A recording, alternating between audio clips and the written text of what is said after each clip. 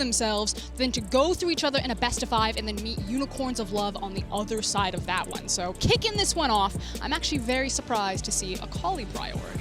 Yes, an intense gauntlet, to be certain. But as mentioned, Akali will band away, the Nidalee as well. Now, from what we've seen so far in the tournament, it's been difficult for Shadow to find a champion that is comfortable him, whereas on the opposite side, Kakao seems right at home playing these farming junglers, so have to keep our eye on how much priority there is on early jungle picks in this draft. And you've heard it all week long for us from the plans. There's this holy trinity, if you will, of champions. It's the Ornn, the Orianna, and the Graves. They had close to 100% win rate. It has now teetered off a little bit, and so far, if the Ornn and the Graves aren't banned here, one of these two big priority champions will come through. Now, the cool thing is that Supermassive have been less likely to go towards the Ornn. Armut has been pulling out things like the Wukong. It is banned this time around, but has also shown a lot of diversity to kind of break what's happening for the rest of top lane in the meta, although he's going to stay true to the tank roots and he's going to pull out the Shin. It is a flex, however. It is, of course, a flex, but also this is something that I love to see because for the last 2 games, Armut has been on Wukong, and while Wukong most certainly is a powerful champion, most of the time, it has not been a powerful early game champion. When Supermassive were winning games, Armut was dominating individually in these 1v1 matchups. And when Supermassive look across at Mad Lions,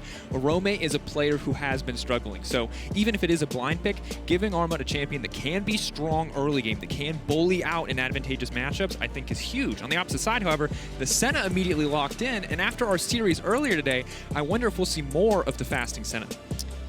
It's also a big staple and favorite. This is kind of what I expected to actually go along with it, pulling out the Wukong. Now, if you guys haven't watched the LEC, or maybe you've heard about it through the grapevine, Wukong Senna is actually a bot lane for the Mad Lions. Kaiser pulls that one out. Some might say he is the best Wukong player on the team. Now, that said, it is still technically a flex, which I like this answer then. You see a flex Shin come in as a priority pick. You don't necessarily know where the matchup is going to go, so you yourself grab a flexible champion that can go either in the top lane or in that support position for Kaiser.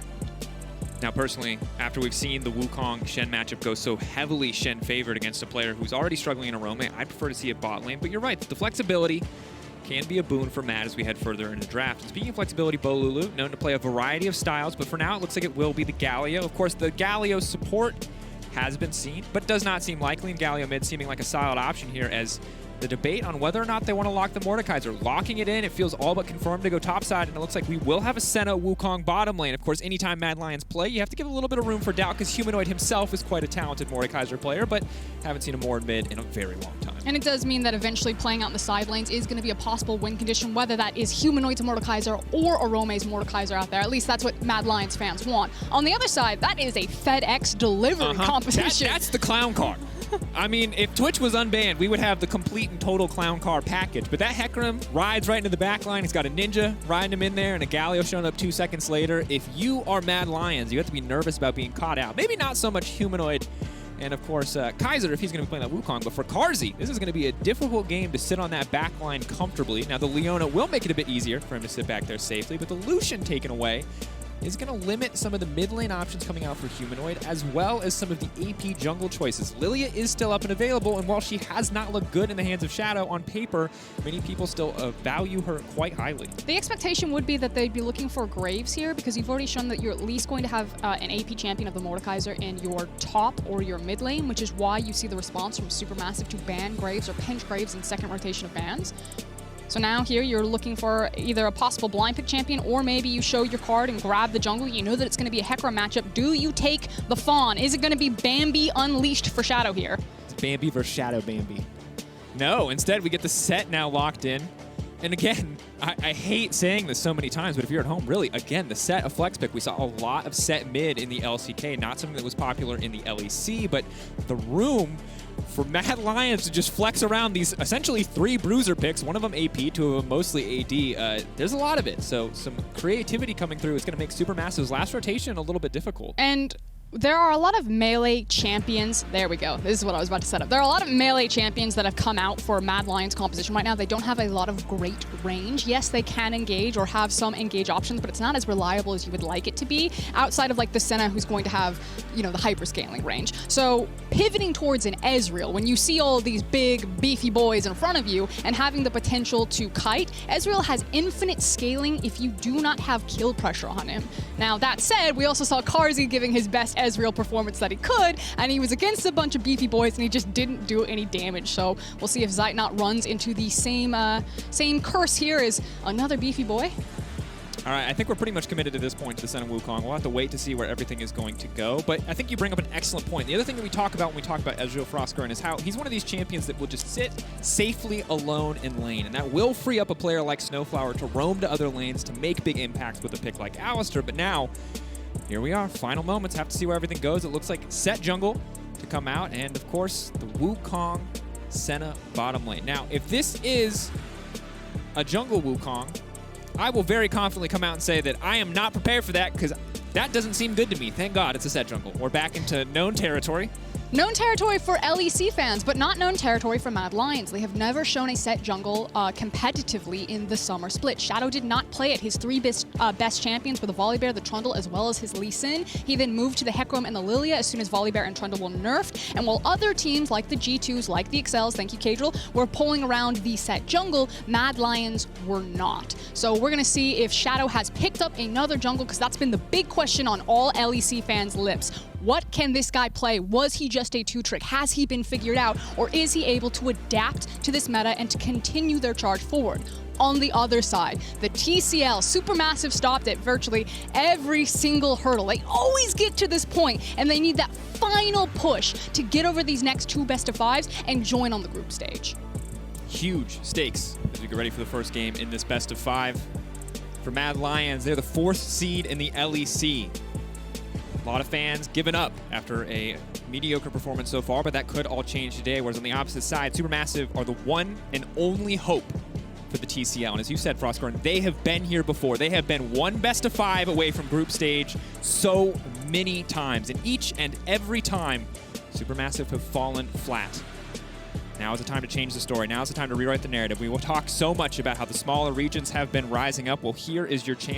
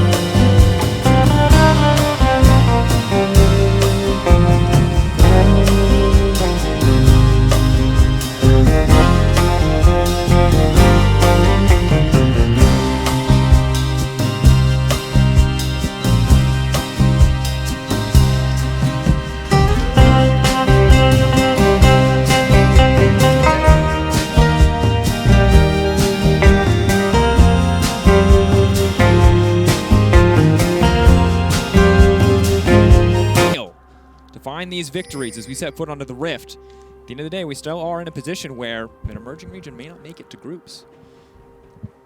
That's wild things. Is the Cup, of course, what both teams have their eyes on, but for now, they'll settle for a best-of-5 win.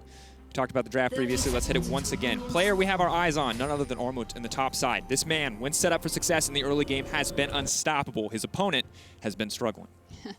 That said, a little bit of his teeth taken away for the Shen, although we have seen some Shens popping off in the play-in stage, so we'll see if Armut continues that trend here. But because it is early game, we need to focus our attention towards these junglers, Kakao versus Shadow. I think a lot of the fans right now in the community would weight this one towards Kakao as the better performing jungler for the play-in stage so far. Shadow now pulling out a brand new pick for him on the stage with that set jungle. Now, set jungle, he's going to be your ganking jungler. You can see he's got the phase rush. He wants to start burning those flashes, creating advantages for his lane. He's not necessarily about the hard or power farm, whereas on the other side, Kakao on the Hecarim is for that power farm. Very expensive build path, often will grab the first part of his jungle item and then pivot immediately into the Trinity Force, and doesn't want to be revealing himself on waves, giving away his position, wants to get very early resets on his Raptor and Krug camp and just try to power through the jungle with priority that his lanes can set up for him. keep our eyes on it early game. And most importantly, as you said, Shadow, looking for early game impact. He's got a lot of options in terms of where he can go. Death's Grasp for Mordekaiser in the top lane could set up a sweet set gank. Similarly, Syndra in the mid with good setup. Bot lane, even with the Senna. So there are options. A lot is going to depend on how these lane states play out. For now, as expected, Humanoid with the push in mid lane, making use of that Dark Sphere. He's shown himself to be quite confident in these matchups previously, always pushing for a bit more damage, but Bolulu, of course, not afraid to just back off, not afraid to just give up a few CS, knows that if he loses too much life here, he won't be able to approach the wave anyway. Knockback coming through, well-timed level 2 for Humanoid, and Bolulu being bullied out, but Humanoid feeling pretty confident. He knows that Hecarim does not want to leave the jungle anytime soon, so this is free access for him to just continuously push in, especially with shadowing on the bottom side. But little does he know, Kakao waiting over the wall, and that could become a problem. Yeah, Kakao is sitting on his Raptor camp. Humanoid also has a really nice ward that's on the entrance of the Raptor camp, so if something were to be suspicious of a Hecarim running towards his lane, he clearly get vision of that, knew that Kakao started on the top side of the jungle, so Mad Lion should expect that Kakao is now on the bottom side of the jungle, which does mean that Carzzy and Kaiser, if they want to be really respectful, should start peeking up into that tri-bush and placing wards themselves if they're not able to get this bounce off of the bot lane tower. As you see topside, Armut stacking wave to push in, no jungler there to back him up, not looking to dive the Mordekaiser early on, but happy to take the free recall at this stage as Arome. Sadly, the wave's entirely pushing the tower, so no real option for him to completely freeze out here. And, ooh, okay, does get it in the end. Looked a little bit bad there as he canceled that auto. That's the ward that we were just talking about. Now, with the priority that Shadow has in both the mid lane and the bot lane, Humanoid, Kaiser, and Carzzy push very forward in the lanes. It does mean that he'll get crab control, and he can actually look for a double crab, although Kakao has finished his full clear of the jungle from Krugs, is now making a fast reset, and is sprinting towards a top crab. So, probably a 1-for-1 trade on the Skettles. And interesting, Kakao obviously just going to immediately start going for the bits and pieces of Trinity Force. Phage, of course, a very nice item to have, gives you movement speed, which also turns into damage for the Hecarim. But interestingly, did opt for the Inspiration Tree and not Domination for Ravenous Hunter. So won't have quite as much sustain, but will save 300 gold down the line when he finally does get his free boots. Now, I do want to cover some of the summoner spells while we have kind of a quiet moment here. Kakao should just continue to power farm his jungle, even though the top wave is starting to push. Shadow now has reset going for his Krug camp. Maybe he's trying to cover Orome for a wave crash. Yep, he's actually going to forego his Krug camp, walk behind the Mordekaiser with the wave pushing, and just offer a bit of a safety net here in case Kakao would try to jungle him. This does slow Shadow up a little bit, so either he needs to cover Orome or he needs to just peek into the jungle, place down some vision. Actually a win for Kakao, ultimately. Small, but marginal.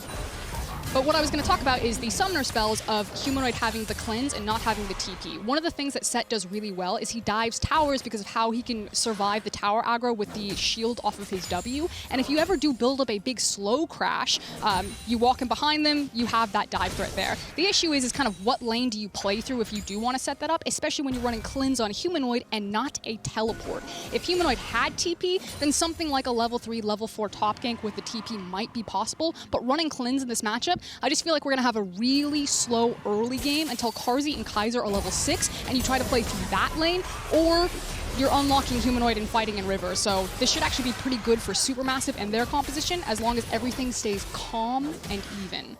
Absolutely. And when we talk about having a lot of CC setup in the respective lanes to enable Shadow, diving this team is incredibly difficult. And Alistar and Ezreal, as well as Galio's now shooting engaged on the bottom side. Kaiser potentially going to be caught out here. He's going to have to flash up to safety, but here comes Kakao, going to be more than happy to pick up that first kill. First blood for the Hecarim, and Mad Lions definitely not expecting the level of aggression coming out here. Carzzy going to be forced out of lane, and a solid start for Supermassive. Yeah, and it's actually massive here, not accounting for the TPs. Now, Bolulu does TP on the back end of the play. He doesn't pick up 2 kills here, but he doesn't lose anything either. Humanoid actually had set up a freeze. The wave is now going to crash into the mid lane tower, so Bolulu gets that TP virtually for free here. Now Shadow, though, ready to come over the wall. Level 4 Kaiser, but he has finished the Tiamat. Shadow coming in. Of course, Snowflower punting him, but definitely not the way that he wanted to. That's going to be a chilling smite. Zaidnot now going forward. Shen TP now coming in. Perfect from Arbok. Can they kill him before he gets in? No! Denied, and just like that, Mad Lions blasted in the early game. Double kill for the Alistar is the silver lining on this very gray cloud. And this is just a huge play from Supermassive. We were just talking about how we expect it to be calm and quiet. You can allow the Hecarim to farm up, but Mad Lions, very over-aggressive, weren't able to get the crash into into the bot lane and immediately punished by SuperMassive, having the TP from their Galio, as well as having the Shin ultimate. So poor cross-map communication for the Mad Lions, and SuperMassive, like, cruise control now. Your composition is going to scale really well, and you have an early game lead. And the whiff, of course, the initial face breaker looks dark. And then at this point, it's a DPS test. If they can kill Zainab before Shen gets in, they're probably fine. But Snowflower exactly where he needs to be. The cow just laying the smack down there. But again, Arma, the guy that we talked about, we thought it was going to be about winning his lane, and he was. He's pushing in. He's got consistent push. Arome just barely even in CS. Even in TPs, neither one having an advantage in there. But already, Arma has shown up on the bottom lane, helped his team secure a double kill, and that is a massive difference. And now what do you do with that difference? Well, they can sit tight, wait for their ultimates to be back up, and just, again, continue the farm train with Hecarim. So now, emphasis is on that man on your screen, Shadow. Where is he actually going to attack? He should power farm until he gets his ultimate, and then either, I guess maybe you try to play through mid lane, but you're against a Galio, it's going to be really hard to burst that damage there. Maybe you try to play through bot lane, simultaneously also get those ultimates. We have seen Mad Lions in the LEC have kill pressure on Wukong and Senna. Surprising teams, especially if you're not used to playing against it. Yeah, but so far, Snowflower and Zainab very comfortable in this lane. And again, the good news for Mad Lions at this point is that the double kill goes to Alistar. Hex Flash coming out of the bush, though. May just look for the cheeky engage here. Just stepping forward, though. Not forcing too much. And if Zainab had gotten that, it might have been a very different story for Kaiser and Carzzy in lane. But for now, Snowflower is harder to kill, but they're not under any more kill pressure themselves. So still sitting comfortable, keeping our eyes on Armlet's ulti cooldown, though, for the next time that he can make his presence known on the bottom side of the map. The Shadow's hovering around, but ultimately, Bolulu, say what you want about the CS difference here, but this man is not giving up his life in any exchange. He is a rock. He will not be moved. So right now what's happening on the map is actually a trade. Although Mad Lions don't have vision of it, they might suspect it. You can see a couple of pings going for the Infernal here as a nice control ward is supporting Cacao. He also has priority in his bot lane. You can see Snowflower and Zeitnot now giving this one away as they rotate over. And Shadow then kind of gets the message. He actually went back to his jungle, is now onto the Herald, but it's warded. And there is actually enough time, if SuperMassive do want to contest this, to reset and dissuade Shadow from doing it. He doesn't have vision on anyone, and he needs to give it up.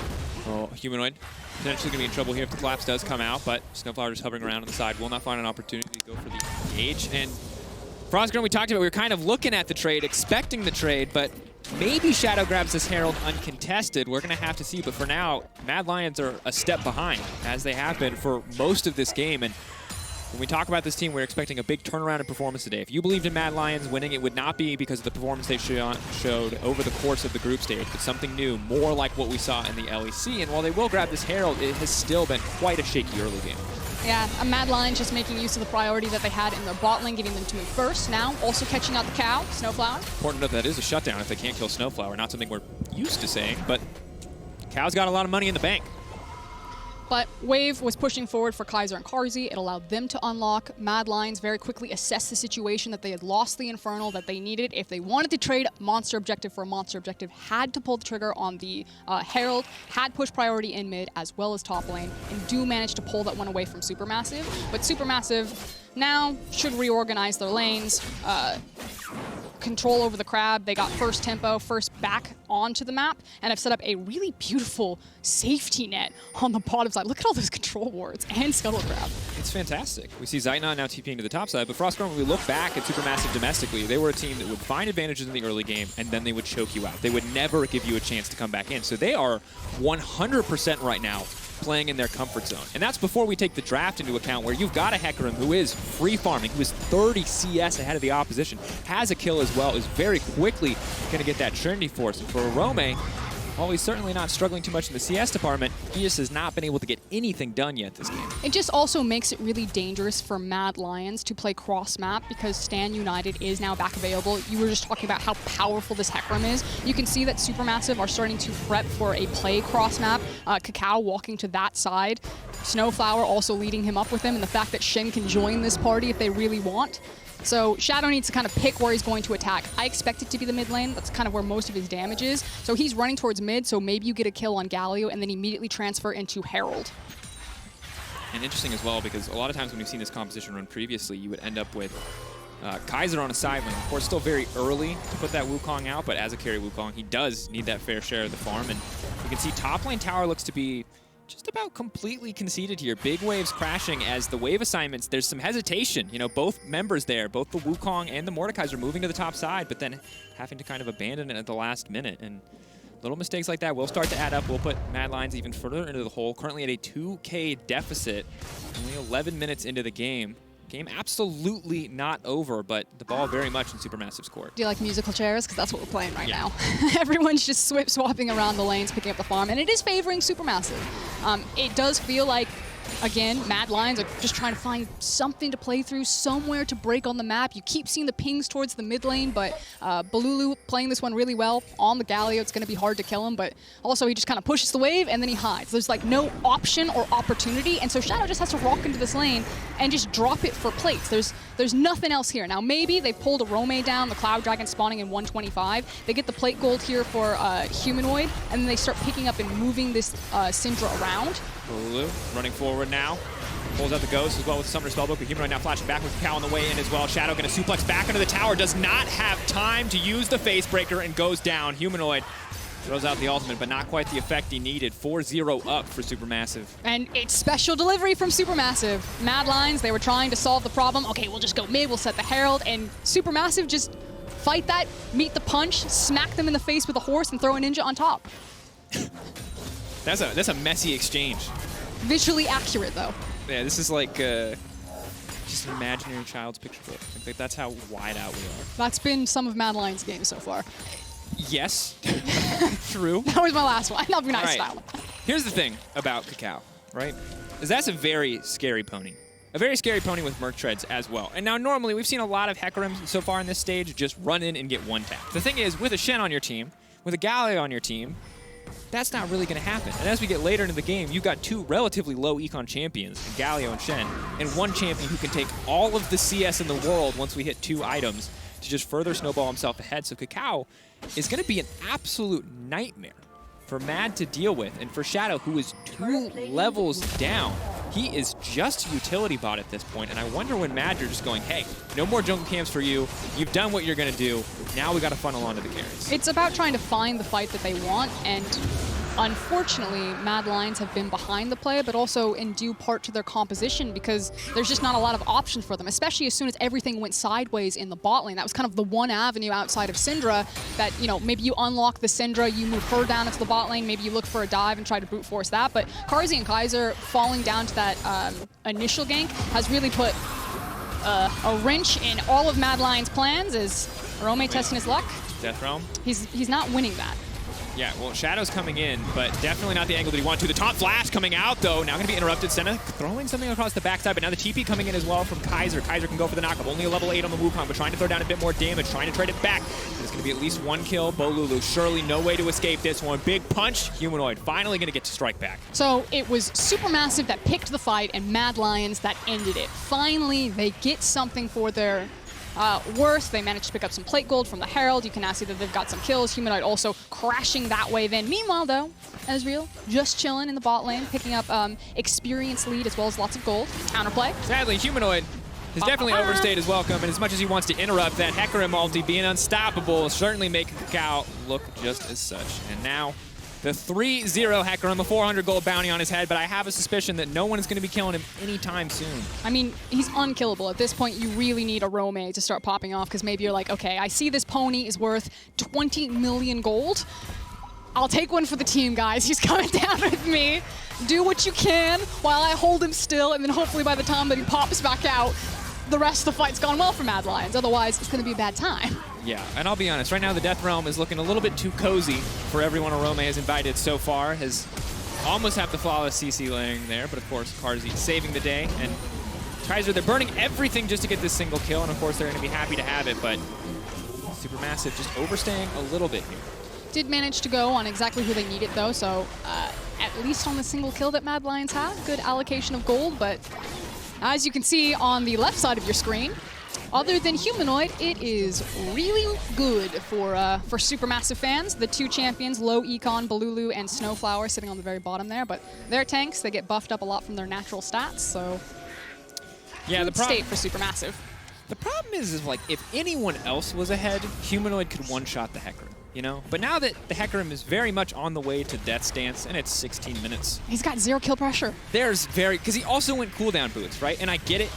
You want that cleanse up more often. You want even less kill pressure coming in from the enemy team. But the pony's just not going to die anytime soon. It's really going to take a concentrated effort from Kakao to run it before he will go down. That said, Zeit not a viable target. The ulti now coming out. Humanoid, though, instantly going to be locked up in a fast turn. Supermassive just too clean. Yeah, and this is the fact that making cross-map plays when you don't make them on the Shin anytime Stand United is going to be punished. And you just talked about how Zeitnot might be a viable target. No, not if Shin is alive. So that's the issue that Mad Lions are falling into right now. They have fallen behind a composition that will continue to sprint ahead of them. Yes, they do have some of their scaling, but they don't have any kill pressure. Humanoid has virtually 0 target that he can find and just blow up.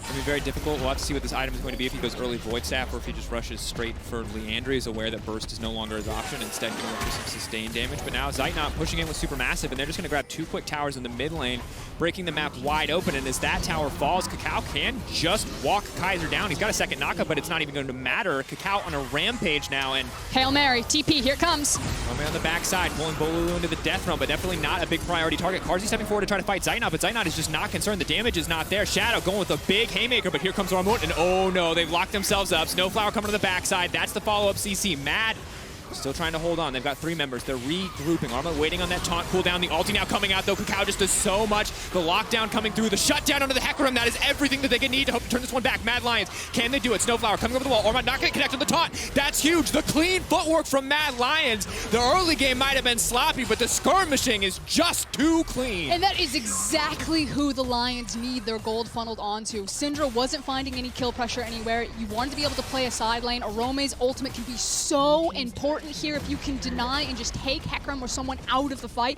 and he ends up with a triple kill as well as a massive shutdown from killing Kakao.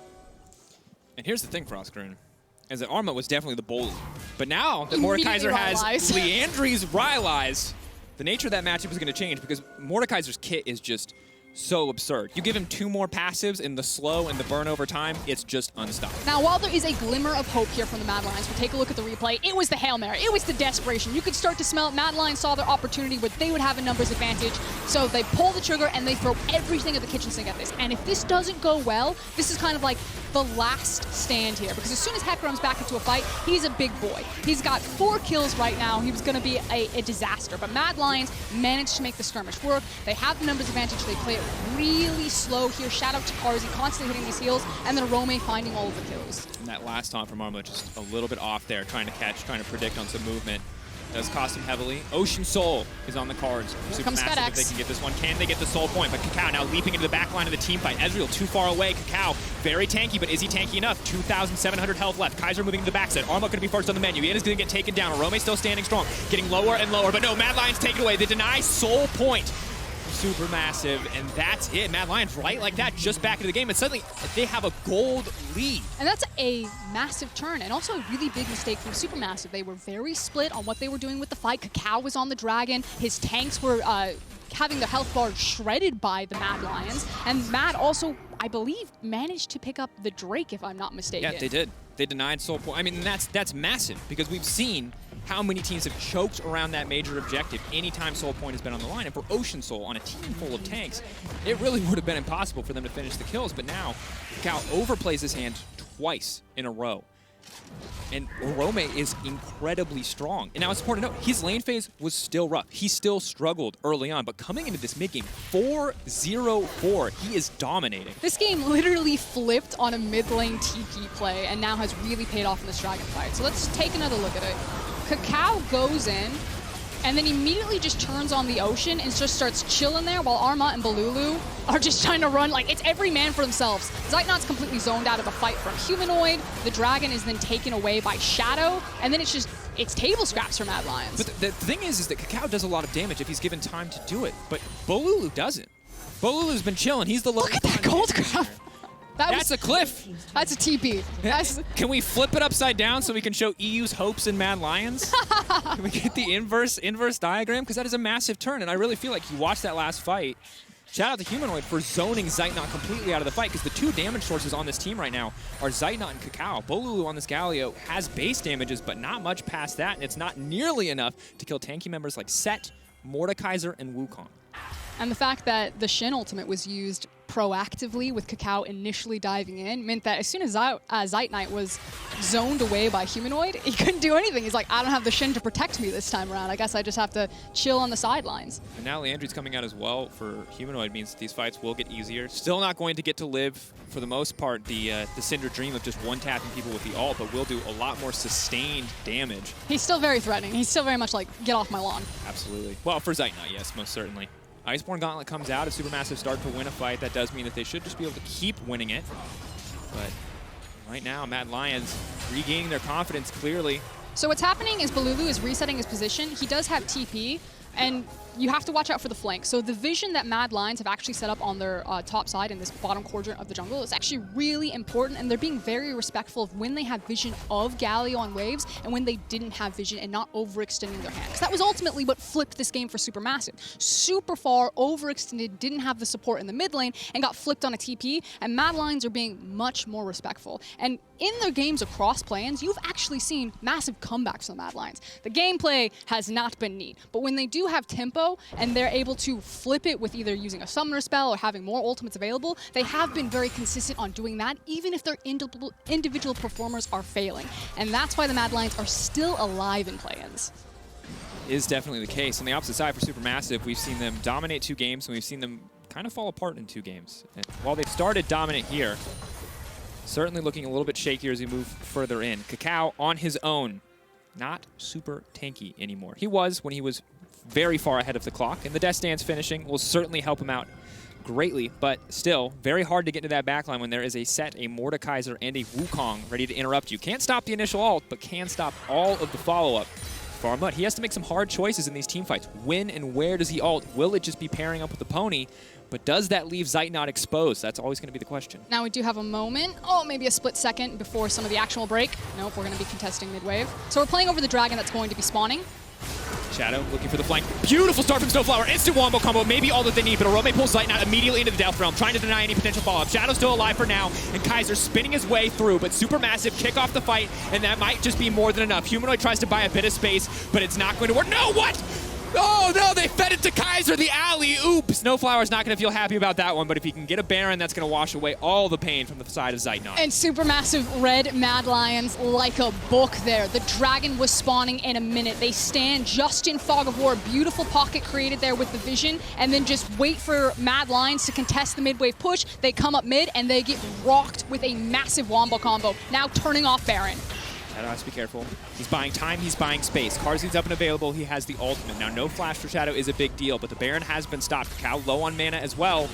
Means this one is not going to come through as an option. Mad lucky to get out with as little damage as they did. Yeah, it's the only silver lining, the fact that they were able to not lose all of their members and dissuade the Baron. Now, Dragon will be coming up. Let's take another look at this one. This feels good. When that happens in solo queue, that's like the hell yeah. And Rome literally saved by the fact that he could pull Zeitnot into the Death Realm. Get me out of here. Not saved by the fact that Zeitnot does some damage, and this last play, well, it was a little bit tragic as the headbutt comes out, and Zeitnot does in the end go down. Snowflower, the third imposter in that one, started the game off strong, really had us all going, but turning on his teammate in the end. I don't know, I think that was like a true vent from Orome. He pulls Ezreal down. He's like, oh no, I've been found. Oh, man. Okay. Now, so Senna was also just not in that fight at all. You saw 0 damage coming in from Karzi. What we just saw, or what we missed during the replay, is that Mad Lions, obviously with the tempo, because they got back onto the map first, dissuaded the Baron. Supermassive were forced to take a reset. Means that they did move over to the ocean. They now have 2 oceans sitting in their pocket. At this point in the game, with nothing to play over on the bot side of the map, both teams will be playing over the top side of the map. We're contesting for mid lane priority, as well as setting up deep vision around the Baron, trying to set up picks. Now, in contesting for mid lane priority, we need to check on the summoner spells. Zeitnot doesn't have his flash, and the wave clear actually isn't that strong for Supermassive. You know, they don't have necessarily a traditional AD carry or mid laner like an Orianna that can just free push waves, so it's going to require a lot of Supermassive members to constantly be covering while they fight for priority, where it's actually much easier for Mad Lions to hard push waves. Absolutely. And as well, Carzzy can just be here to pick up souls, back up, offer some disengage potential. Shadow potentially going to get caught out here, but for now, just clearing a lot of vision inside of Supermassive, and it looks like we're just going to have the push back and forth. If Mad Lions can get some mid-priority of their own, they can also move up into the Baron Pit area and lay down some vision. As Arome, with the TP up and available, feels pretty comfortable to push in on the bottom side. And I think that in this map state, like, Mad Lions are fine to continue funneling a lot of gold onto the carries, especially Arome into a side lane. What's been happening for kind of the past 15 minutes under the radar is actually Kaiser constantly being out in side lanes. Now, you see a scoreline 1-4-4, but look at his CS numbers. He's constantly been left alone. He's level 13, just a single level. He was even with Armot for a very long time before Shin started cashing in all of these assists and the experience from participating in the fights. But Kaiser has been slowly building himself up into a true top laner as you look at his itemization. So he will pack a punch now. Absolutely will. Will make it that much harder to peel off Zeitnot as well, and potentially offer some good counter-engage options into, well, what appears to be the full strength of Supermassive. We saw it in the previous fight when the Alistar, the Hecarim, the Shen, the Galio, and everyone gets to team up. The fights just feel like they are instantly over, but maybe with Kaiser's ultimate, they can disrupt some of the engage that Supermassive are bringing into the table. In the meantime, baiting, waiting in the darkness. Cacao knows that he's strong. He wants to use that strength to pick off a straggler from the side of Mad Lions so that his team can secure this Baron. Oscar moment. They're faking it. It's high-stakes gameplay. They have to be careful. Carzzy's all on his lonesome. Scouting with vision. Shen now on the way in. They need to find a way to disengage. Carzzy flashing over the wall. That's going to be okay for now, but still Cacao pushes forward. But remember, Carzzy's just the support, so if they burn everything on him, the fight can still turn against them. Humanoid moving in, but he doesn't have that much mana. This is an excellent fight for Supermassive. Zeitnot's going to grab another one. Mad pushed back. They lose to Baron. Go for Supermassive. And the Academy Award goes to... I mean, the thing is that while the jungler is dead, we'll see how bold Supermassive are. Yep, they're immediately going to pull the trigger knowing that they have the smite. Do need to still be respectful because Kaiser, Humanoid, and Arome are alive. So Mad Lions know that they don't have to immediately turn on this. They can take their time, let this whittle out, and really look for the best case scenario. But look at Balulu off to the side, looking for a multi-man taunt.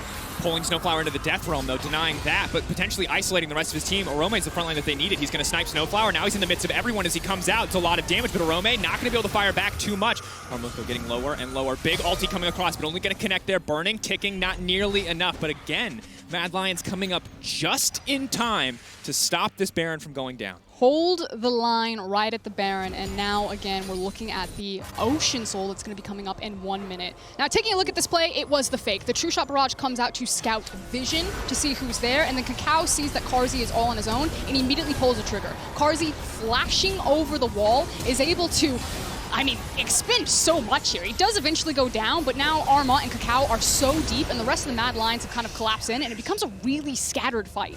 No, Cacao barely making it out there, but at the end of the day, still a solid fight for Supermassive, even if Mad Lions were able to contest. The gold, dead even. The towers, dead even. And yeah, this roller coaster, folks, it doesn't look like it's ending anytime soon. The good news is Mad Lions have got improved, but the bad news is Supermassive still hitting hard in these fights. Nice thing for Supermassive this time around, though, is they do have Flash back onto their AD carry, so it is safer to contest the mid lane push. But we talked about it. Mad Lions just kind of 5-man in here. The big wombo combo is scattered out by Shadow. It looks like Mad Lions learned their lesson. This time around, Shadow's like already off to the side, like, Alistar and Hecarim are not going to catch us off guard again. It's like, please, Shadow, could you go this time? Oh no, it's Shadow versus Shadow. Oh no, it's not. No, it's not. What? That was sorry. 2 shadows 1 day. That's all. That's all. I told you it's 3 cups of coffee. I need to lay off the caffeine. All right. Well, Shadow needs to lay off the Mystic shots here because he is getting chunked. Dragon 2k health. They can just secure this one, and they will. That's going to be, oh my god, the quad Ocean Soul Ocean. That's a lot of healing. That's certainly going to make Cacao and Zeitnot's lives difficult, but we're going to have to see. Soul Point now for Mad will make things that much harder for Supermassive. I actually think it might break the game for Mad Lions, because the thing is you no longer have the burst damage. Like, Cacao's power doesn't mean anything anymore. And, like, yeah, it's still hard to kill Supermassive. Like, both of these compositions will take forever to kill. But now, with a potential Ocean Soul and a Senna at this point in the game, Cacao will run in. Maybe he kills one person, maybe he takes them to, like, 10% HP. Yeah. But then the longer the fight goes, Mad Lions just come back. And here's the thing is that look, normally I wouldn't agree with you because normally we would see the Senna be the carry in this case, but the Wukong's the carry. He can't one-shot the Wukong. He can't one-shot the Mordekaiser, and Humanoid's got his Zanyas, so great. You can one-shot the support. You, the Giga-Fed Hecarim, can one-for-one with the enemy support. That is not a winning proposition. Here we are. Shadow, though, continuing to step forward. Deadman's plate making him always threatening. Have to be careful about the positioning here. A lot of beefy boys that Set would love to dunk down on the opposite side. Mad Lions getting mid-prio means they can lay down some vision control of their own. Now they've fallen for a trap from the side of Supermassive multiple times now. Once in the mid lane, once around their own red buff. Can Supermassive find another flank in a similar vein? Now naturally, this push here down mid lane isn't for the mid lane inhib, although they do manage to pick up the tower because we talked about Supermassive struggling to contest the mid wave. They sacked that wave originally, which is where all the damage came from when they were trying to set up for the Baron.